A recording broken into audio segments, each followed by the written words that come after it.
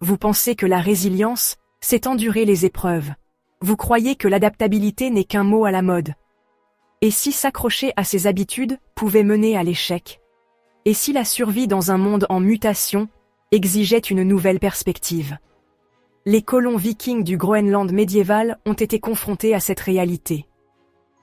Leur histoire nous enseigne comment l'ingéniosité et l'adaptation peuvent vaincre les défis les plus difficiles, et pourquoi les traditions rigides pourraient ne pas toujours nous sauver.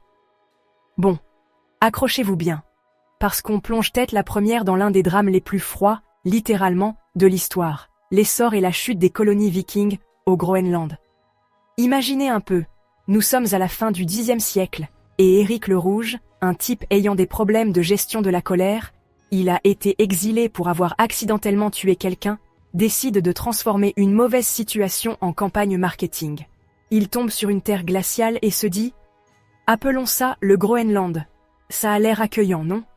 Les gens vont adorer venir s'installer ici. » Et devinez quoi? Ça a marché. Vers 985 de notre ère, Éric a convaincu un groupe de Vikings de s'y installer, fondant 2 pôles majeurs. La colonie orientale, près de l'actuel Qaqortoq, et la colonie occidentale plus au nord. Mais n'allez pas imaginer des métropoles médiévales animées. Il s'agissait de petits groupes de fermes, comptant peut-être 3000 personnes à leur apogée, élevant des moutons, des chèvres et du bétail tout en luttant contre une courte saison de croissance, des sols pauvres et un climat qui oscillait entre plutôt chaud et oups, tout est à nouveau gelé.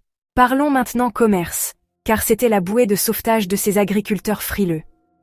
Ils expédiaient de l'ivoire de morse, des peaux de phoque et des défenses de narval, le nec plus ultra des matériaux de luxe médiévaux pour les élites européennes, et importèrent des outils en fer, du bois d'œuvre et d'autres produits essentiels qu'ils ne pouvaient ni pas fabriquer eux-mêmes.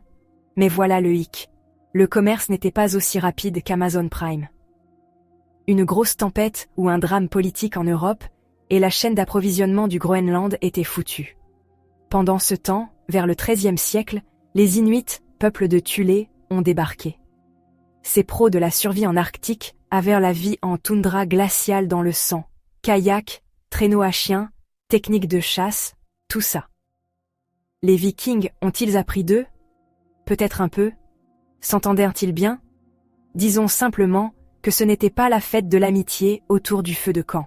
Les Inuits ont prospéré, tandis que les Vikings ont fini par disparaître, laissant derrière eux de nombreuses questions sans réponse. Et puis vint le petit âge glaciaire, un refroidissement climatique mondial qui a frappé le Groenland plus durement que votre ex qui vous ghoste sur les réseaux sociaux.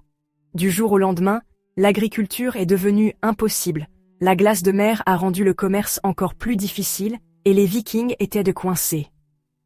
Mais au lieu de s'adapter, ils se sont entêtés dans leurs habitudes européennes, élevage de bétail, construction d'églises, paiement de la dîme, ignorant totalement le mémo. Vous êtes en Arctique maintenant. Peut-être faudrait-il vous adapter. Pour ne rien arranger, la demande d'ivoire de morse s'est effondrée en Europe parce que l'ivoire d'éléphant était devenu très à la mode. Privé de sa principale exportation, l'économie du Groenland s'est effondrée. Au XVe siècle, les colonies étaient abandonnées. Qu'ils soient en partie progressivement, ou qu'ils aient disparu à cause de la famine, des conflits, ou simplement de leur entêtement reste un mystère. Mais les Inuits ont survécu, prouvant que l'adaptabilité l'emporte à chaque fois. Ce que nous savons aujourd'hui sur les Vikings provient d'un mélange de sagas écrites et de fouilles archéologiques. Les ruines de fermes, d'églises et de cimetières racontent une histoire de résilience, d'ingéniosité et, oui, de très mauvaises décisions. Les objets qu'ils ont laissés derrière eux, outils, poteries et même vêtements, nous ouvrent une fenêtre sur leur vie. Et voici la leçon à retenir. Leur histoire est un avertissement sur le fait de s'accrocher aux traditions lorsque le monde qui nous entoure nous crie « changez ou périssez ». Je vous laisse en discuter dans les commentaires. Selon vous, qu'est-ce qui a finalement causé la disparition des Vikings du Groenland? Était-ce la malchance, de mauvaises décisions, ou simplement la nature qui suit son cours? N'oubliez pas de vous abonner si ce n'est pas déjà fait. Prenez soin de vous, prenez soin de vos proches, et je vous retrouve bientôt dans une autre vidéo.